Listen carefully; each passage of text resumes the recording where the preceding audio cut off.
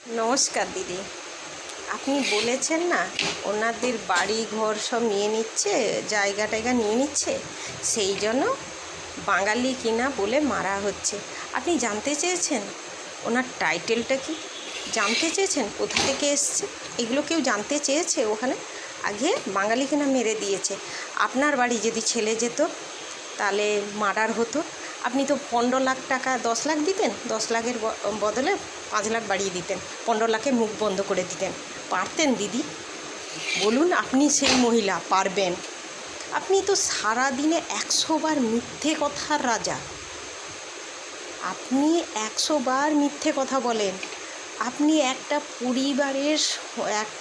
পরিবারের সন্তানরা চলে গেছে, সেখানে আপনি বলছেন কি না ওনাদের জায়গা টায়গা নিয়ে নিচ্ছে, সেই জন্য মার্ডার করে দিচ্ছে বাঙালিকে। আপনি বাঙালি কি না? আপনার কি টাইটেল বলুন তো দিদি? আপনার রক্তটা না এক্সামিন করে দেখতে হবে। আমার মনে হয় এইখানে আমি বললাম আমাদের সন্তানরা জাগছে, বাঙালি এবার জেগেছে।